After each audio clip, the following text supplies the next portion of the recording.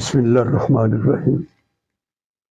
ہم روزانہ کلمہ پڑھتے ہیں، لا الہ الا اللہ محمد رسول اللہ صلی اللہ علیہ وسلم۔ اس کلمے میں 12 حروف ہیں۔ لا الہ الا اللہ میں بھی 12 حروف ہیں اور محمد رسول اللہ میں بھی 12 حروف ہیں، اور لا الہ الا اللہ والا حصہ بھی بغیر نقطوں کے ہے اور محمد رسول اللہ والا حصہ بھی بغیر نقطوں میں۔ اس کا مطلب کیا ہے؟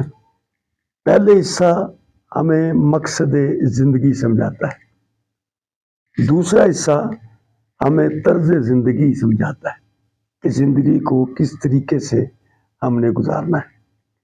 پہلے حصے میں نقطہ نہیں ہے کہ لا الہ الا اللہ، کہ اللہ کی ذات کا کوئی شریک نہیں، ذرہ برابر، ایک نقطے کے برابر بھی اللہ کی ذات میں کوئی شریک نہیں۔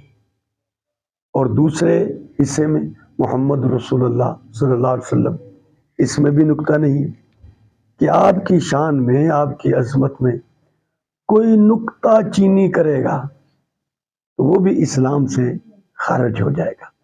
اور یہ دنیا کا بڑا خوبصورت جملہ ہے جسے ہم بغیر ہونٹ ہلائے ادا کر سکتے ہیں۔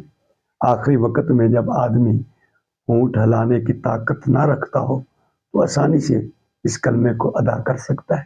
اس لیے نبی کریم علیہ السلام نے فرمایا، ذکروں میں افضل ذکر لا الہ الا اللہ ہے، اور دعاؤں میں سب سے بہتر دعا الحمدللہ ہے۔